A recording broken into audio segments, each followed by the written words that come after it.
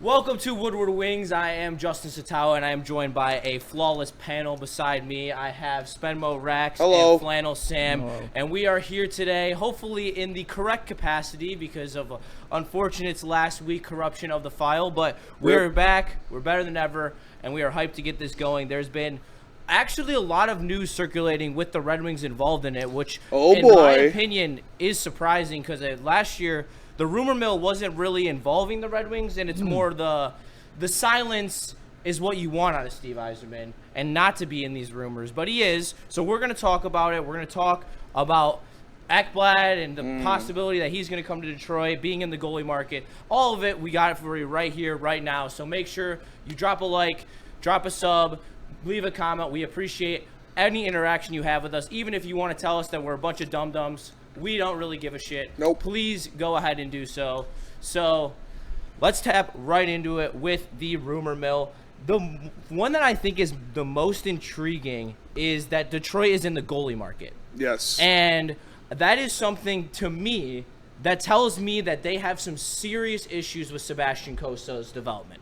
And I think that they are looking to find a guy that they can have 2 or 3 good years out of, to either bridge to when Costa's ready or to bridge to Augustine.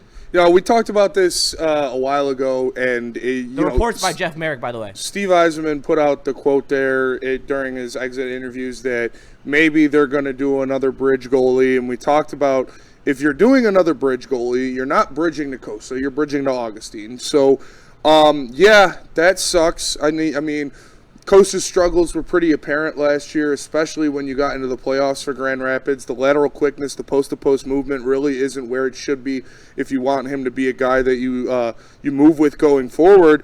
And obviously, Talbot and Mrazek is not a serious pairing if you're trying to do anything in the playoffs. So we've talked about guys like Binnington. Is he up for sale? Obviously, that would be my number one choice, if you could go after Binnington. Tristan Jarry is another guy that we've talked about possibly moving because the Penguins, if they're going to blow it up, we'll see what happens there. But, yeah, I think if you see them go after a goalie, that just means Sebastian Costa he'd probably be a part of any deal you're making if you're trading for a goalie. So he's not where you want him to be right now. He's not where the Red Wings want him to be right now, and that kind of sucks, but you got to move on, or you got to do what you got to do to make sure that your big club, the Red Wings, are in the best position to have success and go forward. So if he's not going to be the guy for you, or he's projecting to not be the guy for you for the next couple of years, you got Augustine waiting, and nothing about him says he's not going to be ready in a few years. So, yeah, I would like to see them make a move for a veteran that can kind of bridge you to Trey Augustine.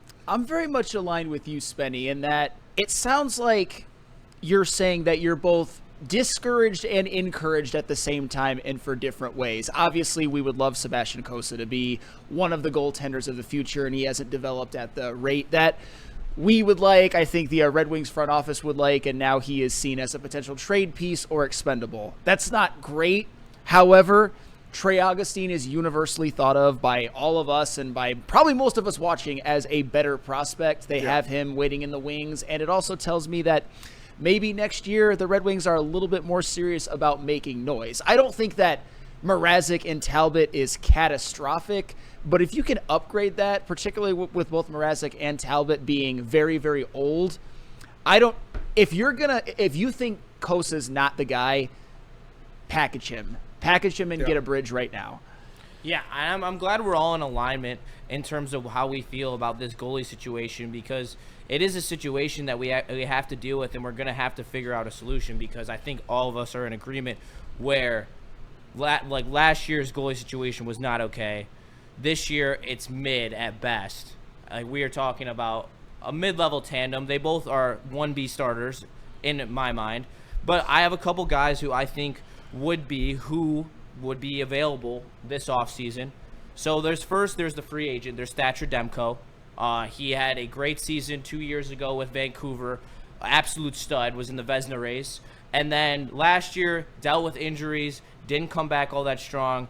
I personally would be down for Thatcher Demko, because when he is in the lineup, he is one of those goalies that can steal you playoff games. And that's where I really do like that type of move. But I do think this is not an Yzerman type of move. No. because of the fact that he is coming off a big injury. Yeah, we're not talking Brad Holmes here. We're talking Stevie Yzerman. So obviously he's going to want a guy that's going to be your goaltender one, and you can't trust it. Like, I know Binnington is kind of crazy, but it just fits so well to where he's got 2 years left on his deal. Then you can re-sign him for another 3-year deal. And then at the end of that, hopefully Augustine will be ready to go, and he'll be the guy that kind of eases Augustine into the NHL.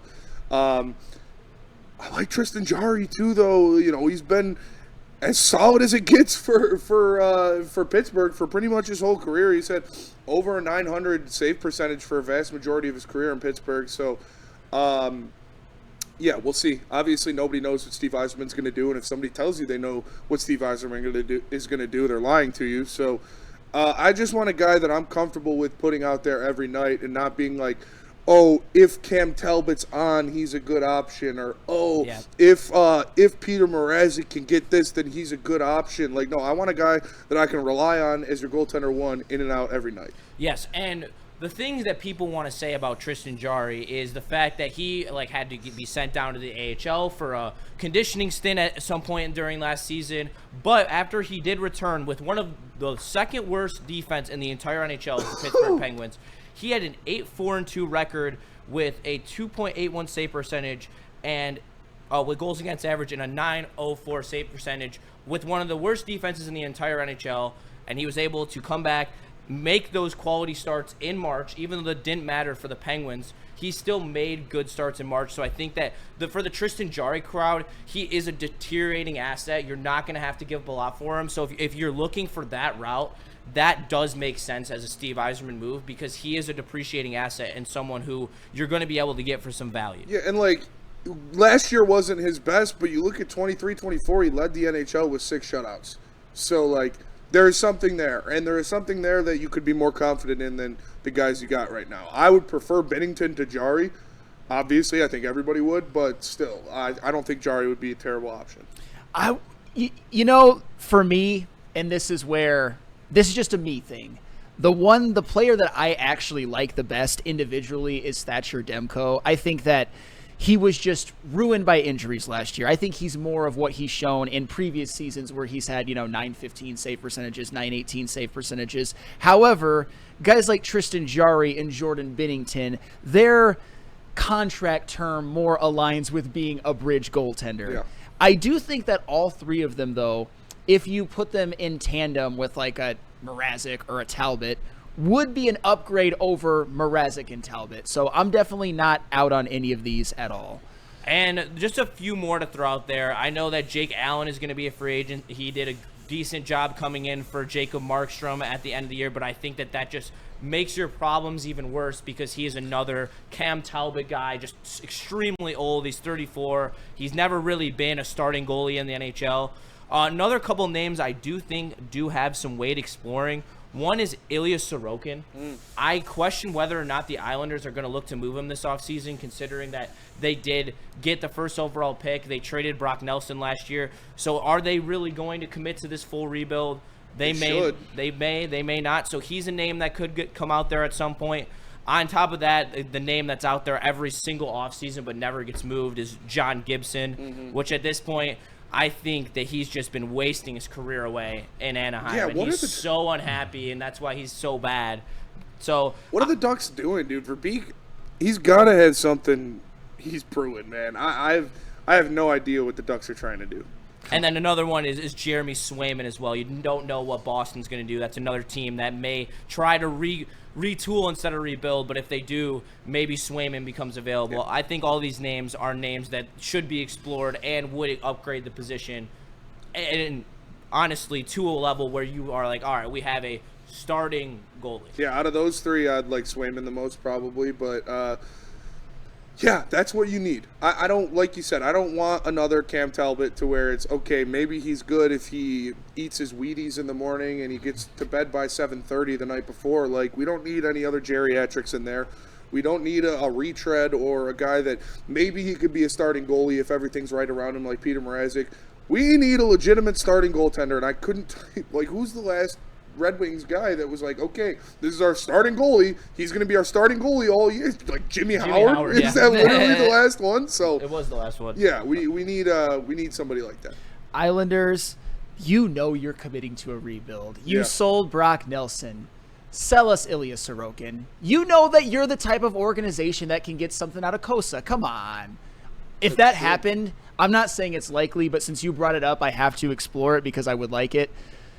This team is, and I say this about a lot of moves, but how much this Red Wings team would improve, he would be the best goaltender they had since Osgood. Yep, that's what I would say. Since Osgood. Since Osgood for sure, and I think this is a guy in Sorokin where if you are to add another D and a top six forward and really just fill in those holes on your top levels of your roster, I think that you do have enough talent if you were to add Sorokin to win a first-round playoff matchup. Maybe not win, but at least compete and take it to 6 or 7. Yeah, I mean, you still got a lot to fix in the forwards and defensively with your forwards, but what makes up for a bad defense is having an elite goaltender. So. Yeah. Well, speaking of elite defense, a guy who's coming off 2 Stanley Cups and has been rumored by David Pagnotta to be in Detroit in their top 3 free agent options is Aaron Ekblad, as he's been rumored to have a top 3 of Toronto, Edmonton, and Detroit. So that's what I love, is that I want to see us get this guy. This guy, I think, is now the prize of the Red Wings free agency. We'll get more into Marner later, but I think that this is the guy that they're locked in on. There's no other option. You have to bring in a guy to set this culture up, to really lead these guys into this next window of let's win some playoff series. So I think that this is a slam dunk move for the Red Wings. They have to make sure they get it done. They have to overpay for it if that's what it's going to take, because this guy is someone who could tutor and mentor Mo Seider to a place where he is in competition to be in the Norris running. Mm-hmm. Yeah, Aaron Ekblad would immediately make your defensive core so much better. Obviously, the leadership and the experience he can bring winning back-to-back cups in Florida and going on those deep runs. The one thing that people are going to say about him is that he's missed a lot of games, and obviously with the suspensions and the injuries that he's been dealing with, that is a pause, for, as Flannel would say, a cause for pause, but I don't think you factor that in when you're looking at a player of his caliber and somebody that this team desperately needs. A player like Ekblad, not only for as good of a defenseman he is, but what he brings in playoff experience, what he brings in grittiness and toughness. He's not like, he was playing with arguably the rattiest rat team of all time, like with the Florida Panthers last year. It's a team full of rats. He was always the big dog flying in when those guys were getting their ass kicked by, pissing off other guys, whether it was Matty, whether it was Verhaeghe, whoever it is that's getting cross-checked by the other team. You would always see Ekblad come flying into the picture and make sure he's leveling somebody. So that's somebody you need on this team. That is the type of energy you need from your blue line. And, yeah, he would make everybody around him better. And if that's the move you make, having a top 4 of Edvinsson, Seider, Ekblad, and Aljo, if ASP doesn't make the team out of camp, then that's a pretty damn good starting 4 to go. That is really good. Yeah, even with or without ASP. And I know, Justin, like, you really want ASP to make it to, and it's, we all do, but you're the president of the ASP fan club. Just not to cut you off, but I've just seen too many cases of offensive defensemen being able to come in, honestly be liabilities on defense, but still be a positive on the team. And I don't see a world where ASP can't do that. Hey, and you know what? You know what would make his job a lot easier? ASP is so much better offensively than Jake Walker. That's fair. Sure. 100%. Aaron Ekblad. As Spenny said, the Florida Panthers, what makes them, obviously they're incredibly talented, but what really set them apart is they are just a team full of rats. And Aaron Ekblad, I'm not saying he's the top rat, but he's the rat keeper. He's the rat keeper, and he was the best defenseman on this team and on this Florida Panthers team, and he would come in and I think do wonders for Seider, Edvinsson, whatever pairing he's with. He would just he would make this defense, I don't want to say good, but certainly respectable overnight, depending on the depth. The PK would be improved. And as far as the injuries, yeah, he's got a lot of stuff that's like nagging, missed 25 games here, 30 there, and that's not great. 21 particularly, he only played 35 games, but that was a shortened season. But 21. I'll tell you what, when it comes to playoff time, I know he missed a few playoff games this year, but last year he didn't miss any He only missed a couple this year. The year before, he didn't miss any.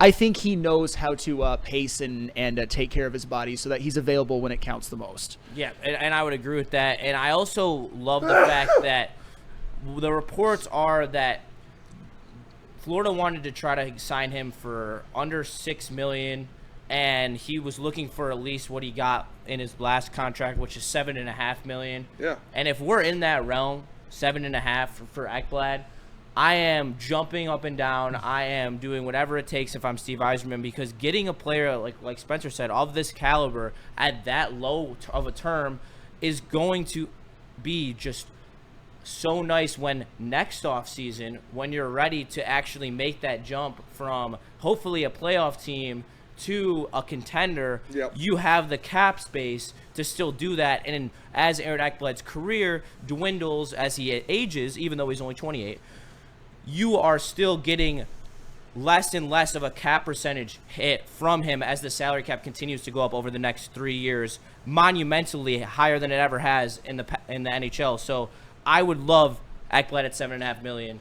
I would too. And yeah, that's the thing is, like, I feel like people think he's this old, like he's out of here because he's been in the league for fucking 10 years. Literally. But yeah, he's only 28 years old. Yeah, he came in at 18 with McDavid. Yeah, he's just so good. And yeah, 7.5, I'd do that in a heartbeat. And I don't think, aside from signing Mitch Marner, I don't think the Red Wings could make a singular move that would upgrade their team more than replacing Ben Sherratt in the top 4 with Aaron Ekblad.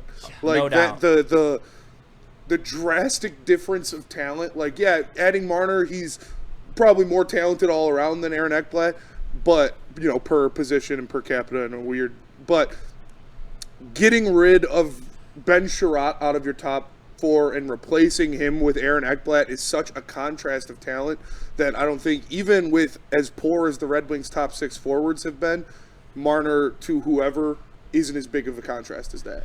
Yeah, I completely agree with you, and I think that when it comes to moving Sherratt down, if you look at advanced hockey analytics, Ben Sherratt is a 1% WAR, which means that he is in the 1 percentile of NHL players wins above replacement. That means he is one of the worst players at the NHL. And I get it, like, he's French and he's hot and the girls love him, but like, It's very good looking. he is a third line or a third pair defenseman at best at this point in his career. And if you have him as your third pair, I'm cool with that. I don't mind Ben Sherratt. He gets streaky. He has a couple weeks stretch where he looks like he could be a second pairing defenseman. He's playing great, but for the majority of the season, he's kind of a turd.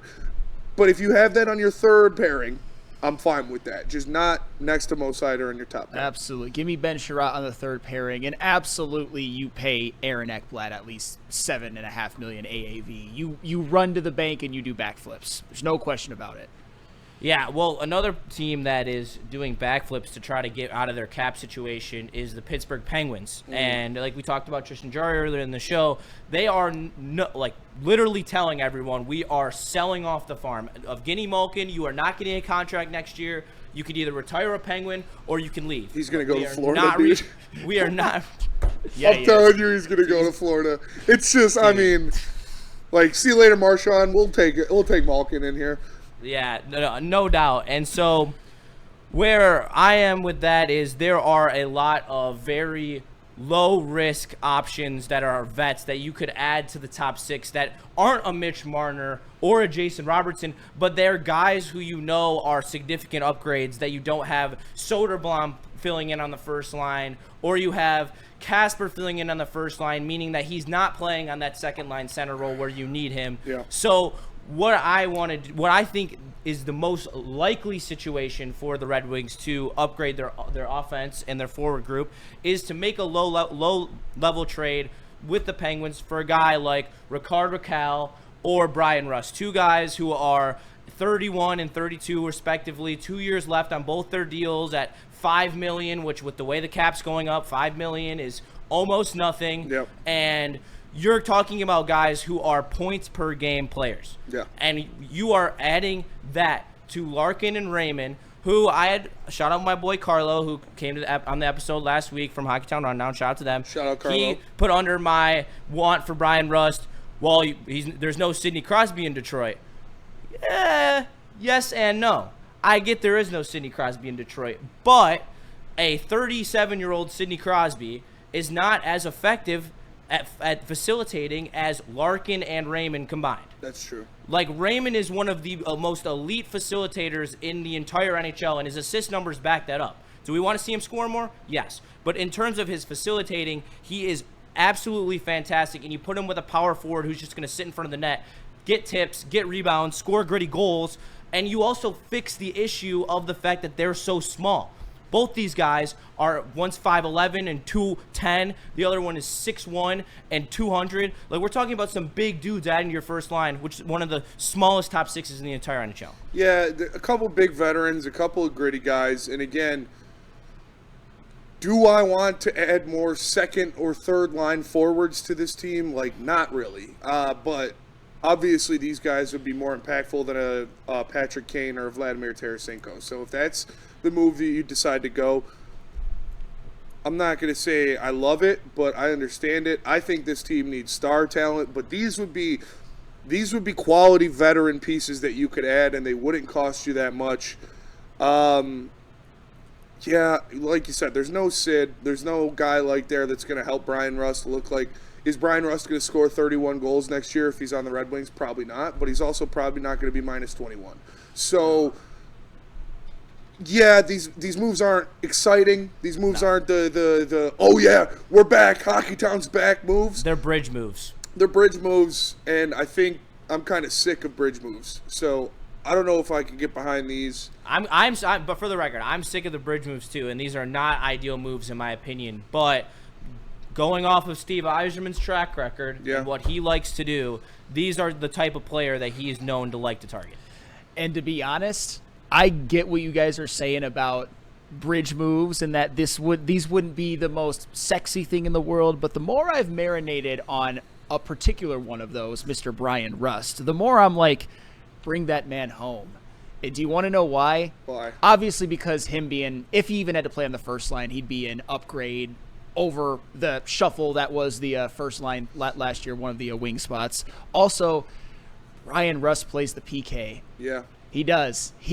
I don't know if I would very good at necessarily it. call him like a rat, but he has rat-like qualities. And you just look at it, and this is just me looking at numbers at this point. Obviously, I've watched a lot of Brian Rust games, but when you just look at the raw numbers, you look at 19-20, 56 points in 55 games. You look at 21-22, 58 points in 60 games. You look at 23-24, 56 and 62, and last year's 65 and 71, including 30 goals. I understand there's a lot of context behind that, but he's also somebody who scores very effectively on the 5-on-5, does not rely on the power play as much as so many of our Red Wings players did last year. So Brian Rust, even though it's a bridge, even though it's not the most exciting, I think he could kill a lot of birds very, very effectively with just this one stone. Yeah, if you're telling me right now, would I rather have Brian Rust or Patty Kane?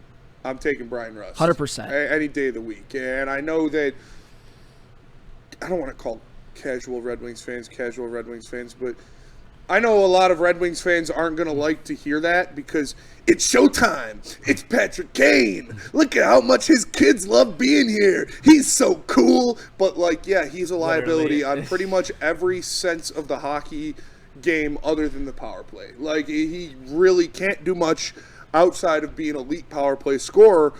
Brian Rust, as Flannel said, brings an all-around game to your top six that you don't have right now. So, is this the move that I would be like, okay, we're good, we're ready to go now? No. Would this improve the team? Absolutely. Yep. Yeah, I think that when you're in the world that Steve Yzerman is in and he's so committed to this rebuild, I really don't buy him going after some high leverage names as much as we want to. And that even extends to Mitch Marner. Originally, it was reported that, the Red Wings are definitely interested in Mitch Marner.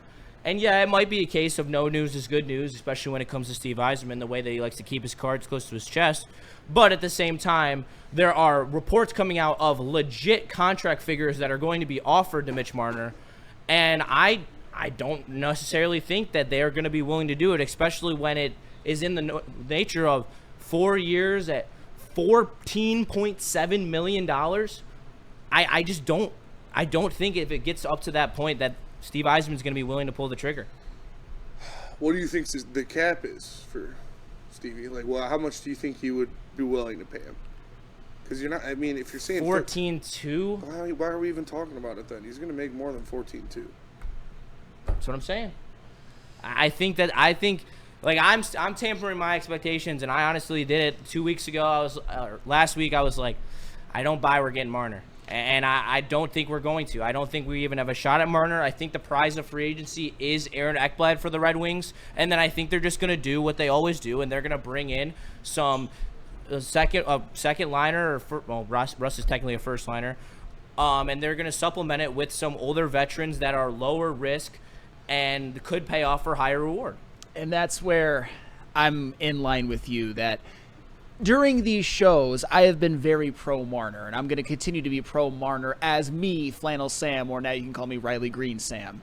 However, have I ever thought it was realistic? Have I ever thought Steve was going to do it? No, I did not. Ekblad and Brian Rust doesn't sound like such a bad offseason to me as a consolation prize, just to throwing that out there. But no, I never thought. And you can still bring back Kane. Yeah. And you can probably still. My old friend. Yeah. Well, at least that team, I truly believe, is closer than the team was last year. 100%. And if we're just looking at it in terms of improving the roster instead of what could have been, I think that offseason would have a B-plus angle to it.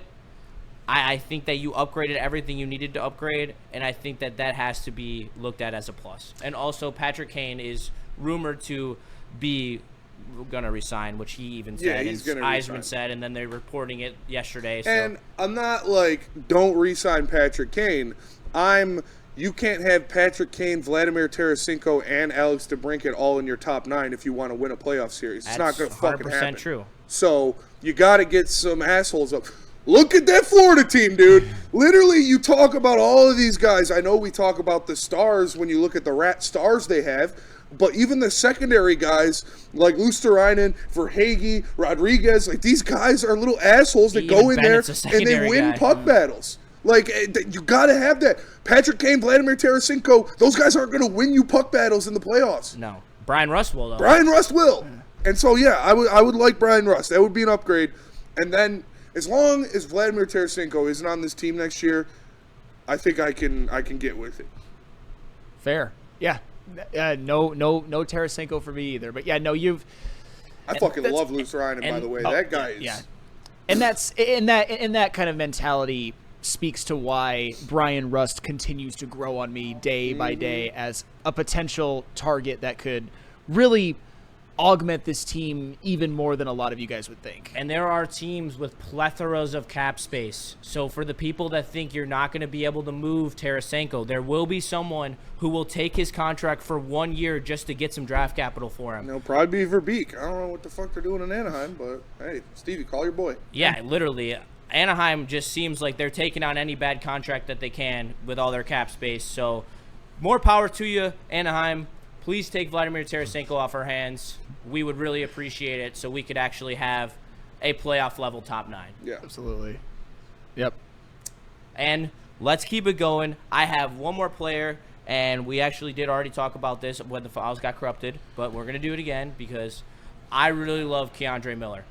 And that is like I think, A offseason without Marner. Like, if for me to give them an A, it would be Ekblad, Keandre Miller, and a top 6 forward. I think that'd be my perfect offseason. It could be Rust. It could be someone else. But if you improve the top 6 and then you bring in 2 really good defensemen in Keandre Miller and Aaron Ekblad, I really am thinking this team is going to make the playoffs. And that's where I'm sitting here, and I'm screaming up and down. I'm popping champagne. I'm shooting confetti because I'm so happy that we finally made a type of move that takes us to the next level. Ekblad and Keandre Miller. So you're telling me Seider, Ekblad, Edvinsson, Keandre Miller are your top 2 pairings. Maybe not those pairings specifically, but your top 4. Sign me up for that. And then Brian Rust, you know what? that is a hell of a off-season consolation for not getting a star. Because you're going to be able to make the Pens take some of Rust's contract if you want. Like, if you want, you can give them capital, and they will allow you to make those moves because they are looking for flexibility. They're looking to jumpstart their rebuild. And when you are looking for those types of things, it really puts Steve Yzerman in a position of power where if he were to make those two moves and he just needs to make the contracts work with Kane and Rust, he can still do that. So that's why I think that these kind of unorthodox avenues where they aren't necessarily going after Marner, I think that's what the Red Wings are more focused on because I feel like there's a lot more value per dollar.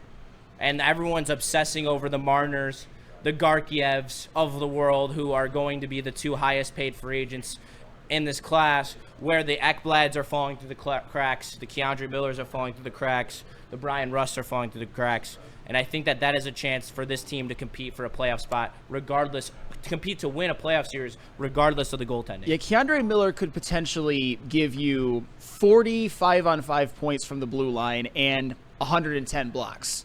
I'm not saying it's all about those raw numbers, but he does that along with being, I think, very technically sound.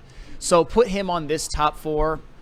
Just in a vacuum, I would love, but in combination with Justin's next best offseason, give it to me any day of the week. Yeah, Keandre Miller over the past 3 years has been a 100 guy. Like 100 blocks, 100 hits, past 3 years, over both. Sider? That's it? Yep. Like, that's the only guy Just we've had to Seider. do that probably in the past 3 years combined. And then you're going to put them on a PK together. You're going to put them on as a D pairing together. So, and you're just going to watch them grow together for the next 5 years. And then just, Brian Rust on the PK too. Just a couple big assholes in the back end of the defense, and Brian Rust. Yeah, I would. Like, you're looking at pairings of Keandre Miller with Mo Seider on your first unit, Simon Edvinsson and Ekblad as your second unit. You want to make that your first unit, go ahead. I think they're interchangeable. And then you're talking about Aljo and ASP on your third pair. You don't even have Ben Sherratt in the lineup, or you have Ben Sherratt with Aljo. So no matter where you put it, that's a significant improvement to your decor. You're going from one of the worst decors in the league with 3 gaping holes there to turning into a decor where you have 6 guys that are prominent in that position, and you're probably talking about a top 10 decor in the entire How realistic is it that they get Ekblad and Miller, though? I don't think it's too far out of the equation, especially with how much cap space they have. Damn. I think that if they do that, you are setting yourself up to probably not go after a big free agent in 2026. Mm-hmm. I think this would be your big offseason. I think do it. I think they do it. Do it. I think there is a very big possibility that they fucking do something, man. You got to do something, and it can't honestly, be. I wouldn't be Ben surprised Sherratt if anymore. Aljo's in the Keandre Miller trade. I would. Fine. Sure. I mean, I like Aljo, but fine. Do it. Like, you can't keep adding these borderline fringe guys that aren't any good and keep treading water as a mid-NHL team. You got to do something to push you over the top. You're not getting what you expected from your top guys. Maybe that's more of a problem than the guys you're adding, but the guys you're adding isn't helping. So, yeah, go add some talent. Go add some pieces that'll actually make you a legitimate team that people respect in the NHL, because right now nobody respects the Red Wings when it comes to a playoff team. Could you imagine if we would have seen that Florida team in the first round? They would have gotten obliterated. They would have got swept. Easily swept. It would have been 5-0 every game. It's just, you got to do something. And I know people hate when you say that, like, you got to do something. Don't just do something to do something. No, you got to do something to improve this team defensively to make them more of a playoff team. And Ekblad, Miller, and Rust would be that. And nobody can say that we're not coming to you guys with scenarios every single week, and not outlandish ones. These are based on rumors. These are based on players who are available, based on players that Steve Yzerman would go after. Yeah. I think that – what would your guys' dream offseason be without Marner? I think the same as yours. The more – you know how high I was talking up Keandre Miller even on Saturday's show. Brian Rust has really grown on me. Aaron Ekblad is pretty much universal as probably the second prize of free agency after Mitch Marner. So, yeah, give me the same one as yours. Yeah, if you don't get Marner, you have to get Ekblad. Yes. Have to. Yes, have to.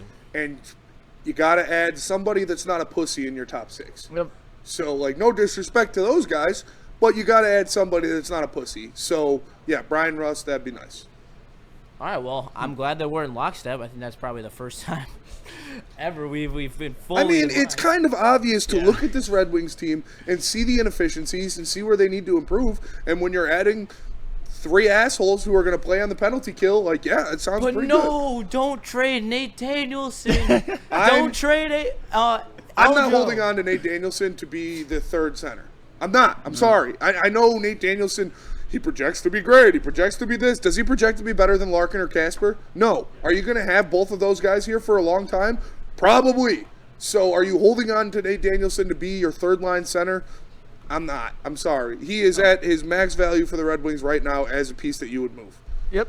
Just like they should have probably thought about moving Costa last offseason, because now his value has depreciated and you are going to have to give up more in order to get a starting goalie in here, which is an absolute travesty. But you know what isn't a travesty? You guys. Thank you guys so much for tuning in. We appreciate you guys so much. Make sure you drop a like, drop a comment. Tell us we're idiots. Tell us we're smart. We don't care. We love you just the same. Thank you for tapping into Woodward Wings. From Justin, from Flannel, from Spemo Rax. We'll catch you next Saturday. Have a good weekend. Peace. Shimmy, shimmy,